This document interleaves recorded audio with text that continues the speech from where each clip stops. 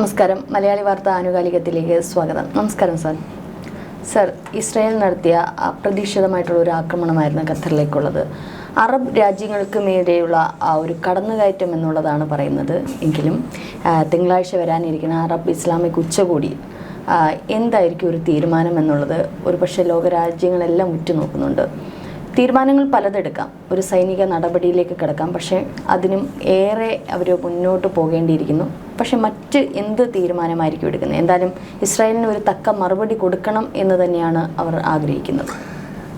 മറുപടി കൊടുക്കും എന്ന കാര്യത്തിൽ യാതൊരു സംശയവുമില്ല. പക്ഷേ ആ മറുപടി വാക്കിൽ ഒതുങ്ങുമോ പ്രവൃത്തിയിലേക്ക് നീങ്ങുമോ എന്നതിൽ മാത്രമാണ് ആശയക്കുഴപ്പം. എക്കാലത്തും അറബ് ഇസ്ലാമിക് രാജ്യങ്ങൾ they were very high on rhetoric but very meek when it comes to action. സമീപ ഭൂതകാലത്ത് ഇസ്രായേലിനെ കായികമായി സൈനികമായി മറുപടി കൊടുത്ത ഏക രാജ്യം ഇറാനാണ് എന്നോർക്കണം. ഒന്നുകിൽ നേരിട്ട്, അല്ലെങ്കിൽ ഹൂതികൾ, അല്ലെങ്കിൽ ഹമാസ്, ഹിസ്ബുള്ള, അങ്ങനെയുള്ള രീതിയിൽ മറുപടി കൊടുക്കുന്നു, പല തീരുമാനങ്ങൾക്കുമെതിരെയുള്ള മറുപടി. അതുകൊണ്ട് അറബി രാജ്യങ്ങളുടെ ഊഴമിത വന്നിരിക്കുന്നു. തങ്ങളിൽ ഒരു അറബി രാജ്യം, അത് GCCയിലെ നിഷ്പക്ഷ രാജ്യമെന്ന് പൊതുവേ പറയുന്ന, എന്നാൽ ചിലപ്പോഴെങ്കിലും ഒരു ചെക്കേർഡ് പാസ്റ്റ് ഉള്ള ഖത്തറിനൊരു ആവശ്യം വന്നപ്പോൾ അറബി ലോകം ഓടി ഒളിച്ചു എന്ന പ്രതീതി വരാതിരിക്കാനായി ഔപചാരികതയുടെ പേരിൽ തീർച്ചയായും ഒരു റെസ്പോൺസ് ഉണ്ടാവും. ആ റെസ്പോൺസ് ഒരുപക്ഷേ കർശനമായ ഒരു പ്രമേയം ഐക്യരാഷ്ട്ര സംഘടനയിൽ കൊണ്ടുവരികയും ലോക മനസ്സാക്ഷി ഉണരത്തക്ക രീതിയിൽ ജനറൽ അസംബ്ലിയിൽ വലിയ ബൊംബാസ്റ്റിക് ഡിസ്കഷൻസ് ഉണ്ടാവുകയൊക്കെ ചെയ്യും. സെക്യൂരിറ്റി കൗൺസിൽ പ്രമേയം വരും, അമേരിക്ക അത് വീറ്റോ ചെയ്യും. പതിവ് പോലെ ഈ നാടകങ്ങളെല്ലാം ഐക്യരാഷ്ട്ര സംഘടനയിൽ ആവർത്തിക്കും. അതാണ് ഒരു സാധ്യത. 2, അബ്രഹാമിക കരാറുകൾ, കരാറുകളിൽ നിന്നും പിന്മാറാനായി കരാറിലേർപ്പെട്ട രാജ്യങ്ങൾ, അറബി രാജ്യങ്ങളോട് ഒരുപക്ഷെ അറബ് ലീഗ് 2 ദിവസത്തിനുള്ളിൽ ദോഹയിൽ വെച്ച് കൂടുന്ന അറബ് ലീഗ് സമ്മേളനം ആഹ്വാനം ചെയ്യും. അത് സ്വല്പം ഇംപ്ലിക്കേഷൻസ് ഉള്ളൊരു കാര്യമാണ്.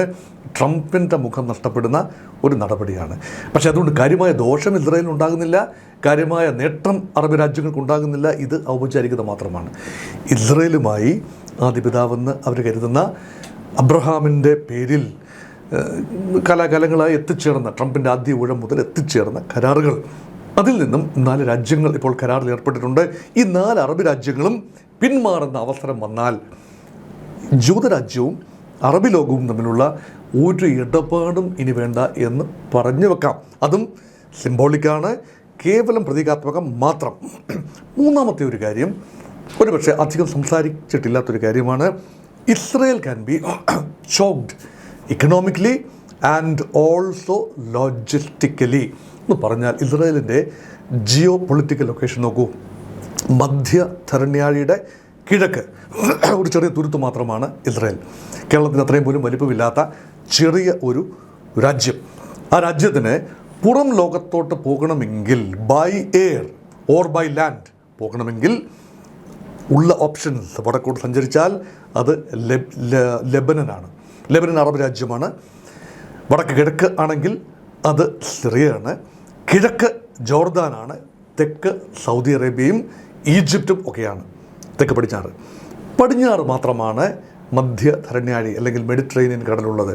അപ്പം മെഡിറ്ററേനിയൻ കടലിലേക്ക് മാത്രം ഇസ്രായേൽ ആക്സസ് ഉണ്ടാവുകയും മറ്റ് ഇടങ്ങളിലേക്കുള്ള എയർ സ്പേസ് മുഴുവൻ അറബ് രാജ്യങ്ങൾ അനുവാദം കൊടുക്കാതിരിക്കുകയും ചെയ്താൽ Israeli planes will have to go all the way around. Mediterranean കടന്ന് അവിടുന്ന് യൂറോപ്പിലേക്ക് കടന്ന്, അപ്പോൾ യൂറോപ്യൻ രാജ്യങ്ങളും ഒരുപക്ഷെ ഇറ്റലി ഉൾപ്പെടെയുള്ള, ഗ്രീസ് ഉൾപ്പെടെയുള്ള രാജ്യങ്ങളിൽ നിന്ന് നിലപാടാണ് എടുക്കുന്നത്. അതും വളരെ പ്രധാനപ്പെട്ട കാര്യമാണ്. അതുകൊണ്ട് ഇസ്രായേലിനെ ആ രീതിയിൽ വലിഞ്ഞു മുറുക്കാനുള്ള ഒരു സാധ്യത തള്ളിക്കളയാനാവില്ല. അറബ് രാജ്യങ്ങളുടെ എയർ സ്പേസ് ഉപയോഗിക്കുന്നതിൽ നിന്നും താൽക്കാലികമായിട്ടെങ്കിലും ഇസ്രായേലിനെ വിലക്കാനൊരു ശ്രമം നടന്നേക്കാം. അതേക്കുറിച്ച് ആരും ആധികാരികമായി ഇതുവരെ സംസാരിച്ചിട്ടില്ല എന്നതുകൊണ്ട് പറയുന്നു. കൂടുതലും full of sound and Fury signifying nothing എന്ന് ഷേക്സ്പിയറിയൻ ഡ്രാമകളിൽ പറയുന്നത് പോലെ ഉള്ള ഒരു ശബ്ദവിന്യാസം എന്നതിനുപരിയായി എന്ത് മറുപടിയാണ് അറബ് രാജ്യങ്ങൾ കൊടുക്കാനാവുക? ഇനി അവസാന മറുപടി പലരും പ്രതീക്ഷിക്കുന്നത് കായികമായി സൈനികമായി ആക്രമിച്ചു കളയും. ആക്രമിക്കാൻ ഉപയോഗിക്കുന്ന വെപ്പൺസ് ആരുടെയാണ്? അമേരിക്കയുടെ.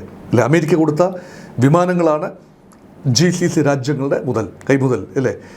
അതുമാത്രമല്ല, ഈ വിമാനങ്ങളുടെ അറ്റകുറ്റപ്പണി ചെയ്യുന്നത് ആരാണ്? അമേരിക്ക. ടെക്നിക്കൽ സപ്പോർട്ട് കൊടുക്കേണ്ടത് ആരാണ്?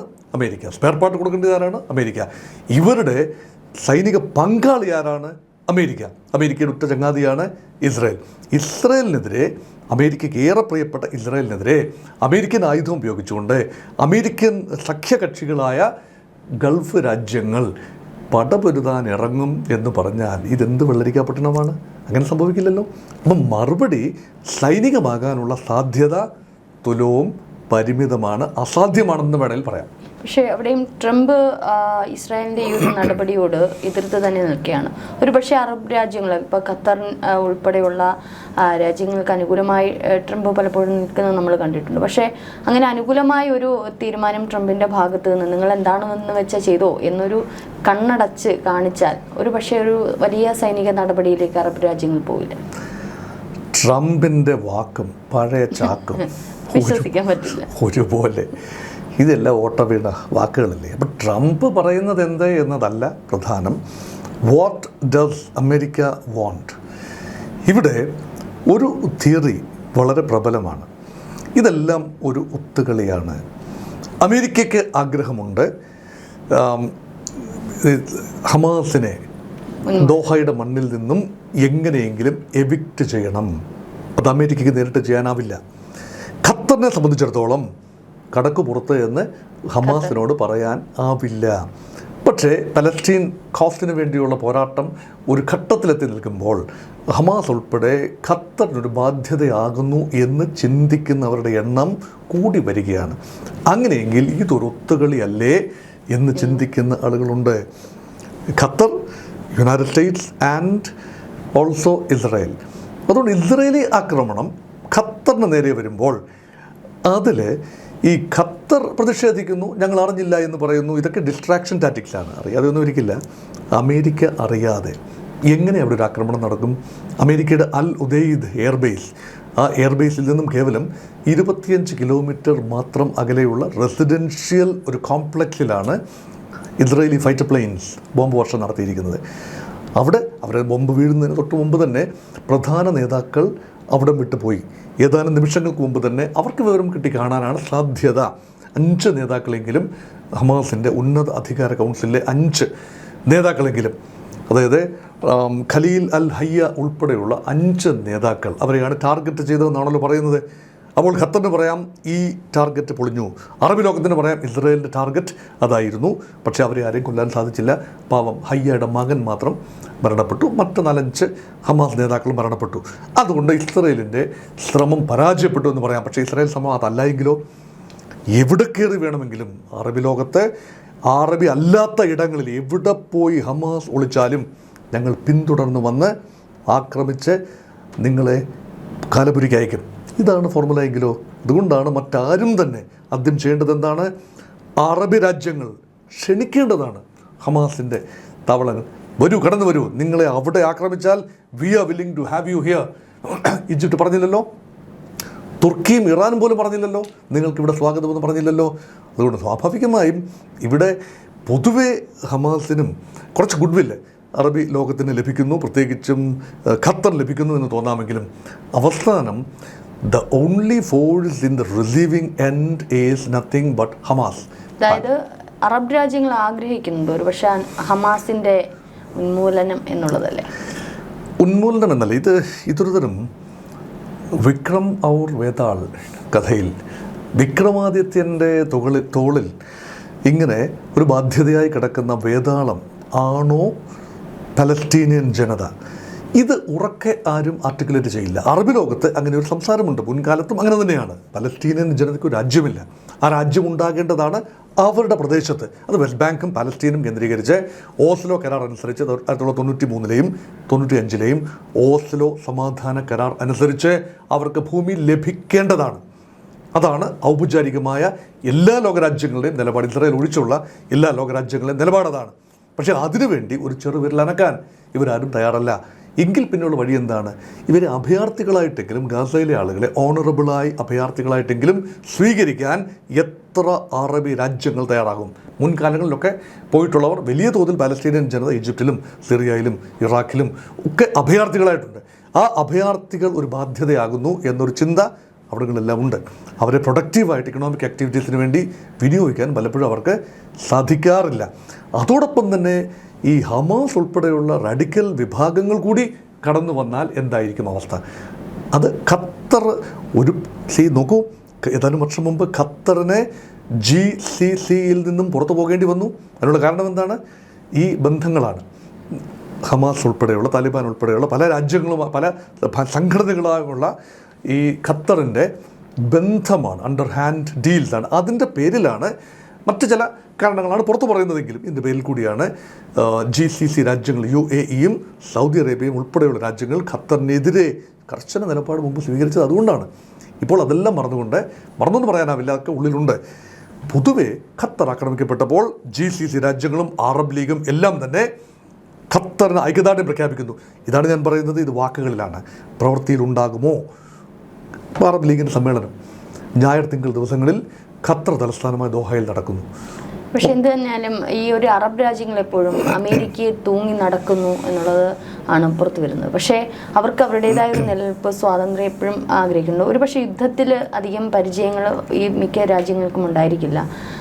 പക്ഷേ ഈ ഇസ്രായേലിൻ്റെ ഈ ഇടയ്ക്കിടയ്ക്കുള്ള ഈ ഒരു ആക്രമണം അത് വല്ലാണ്ട് അവരെ ചൊടിപ്പിക്കാൻ സാധ്യതയുണ്ട്. ഇനി എല്ലാവരും ചേർന്നുള്ള ഈ പറഞ്ഞോണം കളിയാണെന്നുണ്ടെങ്കിൽ തന്നെ ഒരു പക്ഷെ പുറമേ ഉള്ള രാജ്യങ്ങളുടെ മുമ്പിലെങ്കിലും ഈ ഒരു ഉച്ചകോടി ഏതെങ്കിലും ഒരു തലത്തിൽ എത്തിക്കേണ്ടിയിരിക്കുന്നില്ല. അറബി രാജ്യങ്ങളെ ലോകം വ്യക്തമായി അളന്നിട്ടുണ്ട്. അത് മുൻ പരിചയങ്ങളാണ്.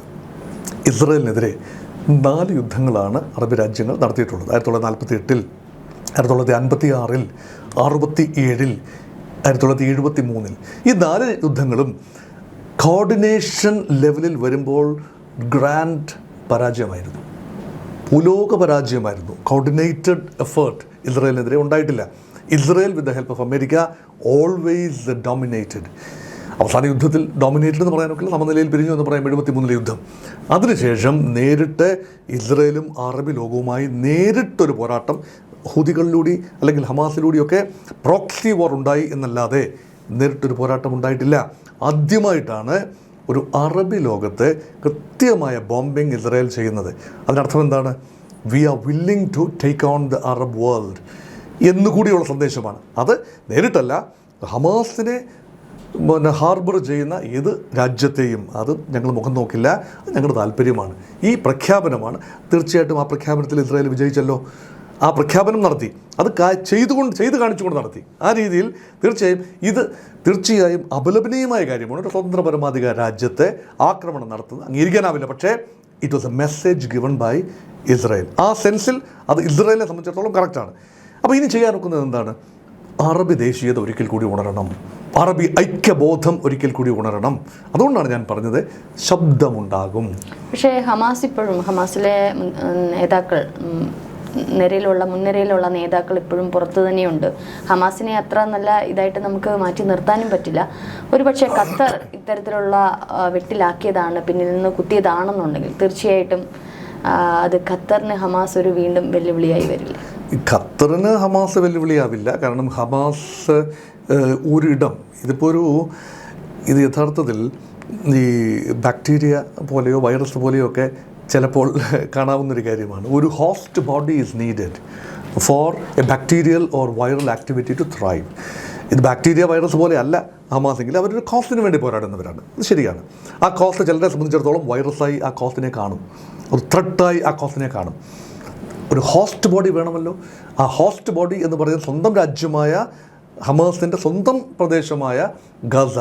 അവർക്ക് വെസ്റ്റ് ബാങ്കിലേക്ക് കാര്യമായിട്ട് പ്രവേശനമില്ല. അവിടെ ഫത്ത പാർട്ടിയാണ്, അവിടെ വേറൊരു പൊളിറ്റിക്കൽ ഫോർമേഷനാണ്. അങ്ങനെയെങ്കിൽ ചെറിയ ഒരു സ്ട്രിപ്പായ 365 ചതുരശ്ര കിലോമീറ്റർ മാത്രമുള്ള ഒരു ചെറിയ ലാൻഡ് സ്ട്രിപ്പായ ഗാസ, അതിൽ തന്നെ ഇപ്പോൾ ഗാസ സിറ്റി മാത്രമാണ് ഭാഗികമായിട്ടെങ്കിലും ഹമാസിൻ്റെ ഒരു നിയന്ത്രണമുള്ള ഇടം. അത് വളരെ ചെറിയൊരു പ്രദേശമാണ്. അവിടെ കൂടി എൻഡ് ഗെയിം ആക്ടിവിറ്റി എന്ന് പറയുമ്പോൾ ഏതാനും ദിവസങ്ങൾക്കുള്ളിൽ Israel zeroing on the Gaza city headquarters. അതോട് വീണ് കഴിഞ്ഞാൽ പിന്നെ ഗാസയുടെ മണ്ണിൽ ഹമാസ് ഇല്ല. അവിടെ ഹമാസിനെ എക്സിസ്റ്റ് ചെയ്യണമെങ്കിൽ ജൂതന്മാർ ഇസ്രായേലിൻ്റെ മണ്ണിൽ ഇല്ലാതായി 2000 വർഷത്തോളം. They existed in other countries. അതുപോലെ Hamas can exist in other country. LTT is now not available in Sri Lanka, അല്ലേ? ജാഫ്നയിലും ട്രിങ്കോമലയിലും ബട്ടിക്കുലോവയിലും വെൽവെട്ടിത്തുറയിലും വണ്ണി ഫോറസ്റ്റ് മേഖലയിലും ഒന്നും തന്നെ LTT സാന്നിധ്യമില്ല. പക്ഷേ ഈ തമിഴ് ദേശീയത തീർച്ചയായും ഇതിന് പുറത്തുണ്ട്.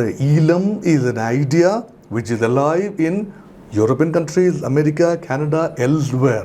ഇതുപോലെ തന്നെ ഹമാസ് എന്ന ആശയം, അല്ലെങ്കിൽ പാലസ്റ്റീനിയൻ കോസ് എന്ന ആശയം, അതിനുവേണ്ടിയുള്ള റെസിസ്റ്റൻസ് എന്ന ആശയം മറ്റ് രാജ്യങ്ങളിൽ എലൈവായിട്ടുണ്ടാകുമെങ്കിൽ അതും തകർക്കണമെന്ന ഇസ്രായേലിൻ്റെ ഒരാഗ്രഹം. അതുകൊണ്ടാണ് ഒരുപക്ഷെ ഇങ്ങനെ ചെയ്തിരിക്കുന്നത്. അത് പ്രഥമ ദൃഷ്ടിയ ഇസ്രായേൽ പരാജയപ്പെട്ടു എന്ന് തോന്നാമെങ്കിലും ഇസ്രായേലിൻ്റെ ഉദ്ദേശം ഒരുപക്ഷെ ഖത്തറൊന്നുമായിരിക്കില്ല. അതുമാത്രമല്ല, അറബി ലോകത്ത് ആശയക്കുഴപ്പം ഉണ്ടാക്കുക എന്നതും, അറബി ദേശീയത ഒന്ന് ഉണർന്നാലും ഇത്രയൊക്കെ ചെയ്യാനാവൂ എന്ന് തെളിയിക്കാൻ സാധിച്ചാൽ ഇസ്രായേലിൻ്റെ നേട്ടം തന്നെയാണ്. എന്തുകൊണ്ടാണ്? അറബി ദേശീയത ഉണർന്നു, 4 പ്രമേയം പാസ്സാക്കി, എന്നിട്ടെന്താ ഇസ്രായേലിനെ ആക്രമിക്കാൻ സാധിച്ചോ? അതിന് വേണ്ടി വരുന്നത് ഇറാനോ ടർക്കിയോ? മാത്രമല്ല, ഖത്തർ ഉൾപ്പെടെയുള്ള രാജ്യങ്ങൾ ഗസയുടെ മേലുള്ള ഈ ഒരു ഇസ്രായേലിൻ്റെ തെരോട്ടം നിർത്തണം എന്നുള്ള, അതായത് സമാധാന ചർച്ചകളൊക്കെ കിടക്കുമ്പോഴാണ് ഇത്തരത്തിലുള്ള ഒരു ആക്രമണം ഉണ്ടായത്. അപ്പോൾ ഈ ഒരു ഉച്ചകോടിയിൽ തീർച്ചയായിട്ടും അതും ഒരു വിഷയമായിട്ട് വരില്ലേ? അതാണ്, ഓടുന്ന പട്ടിക്ക് 1 അല്ല 4 മുഴം മുന്നേ എറിഞ്ഞിരിക്കുകയാണ് ഇസ്രായേൽ. സമാധാനം എന്നാണ് നിങ്ങൾ പറയുന്നതെങ്കിൽ ഇപ്പോൾ ഞങ്ങൾക്ക് സമാധാനം വേണ്ട, ഇസ്രായേൽ പറയുന്നു. ഇസ്രായേൽ ആദ്യം തന്നെ ബോംബ് പൊട്ടിച്ചു കഴിഞ്ഞു. പലസ്തീനിയൻ രാജ്യം ഒരു കാലത്തും ഞങ്ങൾക്ക് സ്വീകാര്യം അല്ല. ഓസ്ലോ കരാറൊക്കെ എങ്ങനെ കിടക്കും? അത് സ്വീകാര്യമല്ല. അപ്പോൾ അറബ് ലീഗ് പിന്നെന്താണ് പറയുന്നത്? ഇനി പലസ്തീൻ കോസ്റ്റിന് വേണ്ടി ഞങ്ങൾ നിൽക്കും. ഇത് പറയുന്നതല്ലാതെ എങ്ങനെ? ആർക്കും ഉത്തരമില്ലല്ലോ. അവിടെയാണ് ഇസ്രായേലിൻ്റെ ഒരു തിണ്ണമെടുക്ക് കാണുന്നത്. അമേരിക്ക എന്തു പറയുന്നു? അബ്രഹാമി കരാറിൽ നിന്ന് പിന്മാറുന്നു എന്ന് പറഞ്ഞാൽ ഒരുപക്ഷെ അമേരിക്ക ഒന്ന് ഞെട്ടും. കാരണം ട്രംപിൻ്റെ അകന്നകന്ന് പോവുകയല്ലേ. ട്രംപിൻ്റെ നൊബേൽ സമാധാന മോഹം അകന്നകന്നകന്ന് പോയിക്കൊണ്ടിരിക്കുകയല്ലേ. അവിടെയാണ് അമേരിക്കയ്ക്ക് എവിടെ വേദനിക്കുമോ, ട്രംപിനെങ്ങനെ വേദനിക്കുമോ, അതിലേക്ക് അറബ് ലോകത്തിന് എന്തെങ്കിലും ചെയ്യാനാകുമോ? അതുമാത്രമാവും ഒരുപക്ഷെ ദോഹയിൽ വെച്ച്, ഖത്തറിൽ വെച്ച് നടക്കുന്ന അറബ് ഉച്ചകോടിയുടെ മനസ്സിൽ കൂടെ. തീർച്ചയായിട്ടും ഈ ഒരു നമ്മുടെ ചർച്ചയുടെ അവസാന ഭാഗം എത്തുമ്പോൾ സൈനിക നടപടിയിലേക്ക് പോകാൻ സാധ്യതയില്ല എന്ന് സാർ പറയുമ്പോഴും ഒരുപക്ഷെ നിൽക്കുന്നത് ആ ഒരു കരാർ മാത്രമാണ്. അതിൽ കയറി പിടിക്കാനായിരിക്കും സാധ്യത. പിന്നീടുള്ളത് ഇസ്രായേലിനെ ഒറ്റപ്പെടുത്തുക, അത് എയർ സർവീസുകൾ നിർത്തലാക്കിക്കൊണ്ട് ഒറ്റപ്പെടുത്തുന്ന ഒരു തരത്തിൽ. ഏതായാലും നമുക്ക് അതുവരെ കാത്തിരിക്കാമല്ലേ? കാത്തിരിക്കേണ്ടി വരും. മധ്യപൗരസ്ത്യ പ്രദേശം ഒരു കാര്യത്തിൽ ലോകത്തെ വാർത്തകളുടെ, പ്രത്യേകിച്ചും നെഗറ്റീവ് ന്യൂസിൻ്റെ തലസ്ഥാനമായി ഇപ്പോഴും വെസ്റ്റ് ഏഷ്യ അല്ലെങ്കിൽ മധ്യപൗരസ്ത്യ പ്രദേശം നിൽക്കുന്നു എന്ന് കൃത്യമായി പറയാം. It refuse to fade away, അല്ലേ? ഒരിക്കൽ പോലും പൂർണ്ണ സമാധാനം അവിടെ, ഒരു നിമിഷം പോലും ആ ഇടത്ത് പൂർണ്ണ സമാധാനത്തിൻ്റെ വെള്ളരിപ്രാവുകൾ പറക്കുന്നത് കാണാനാവുന്നില്ല എന്ന ഒരു ദുഃഖത്തോടു കൂടി നിർത്തുന്നു. നന്ദി.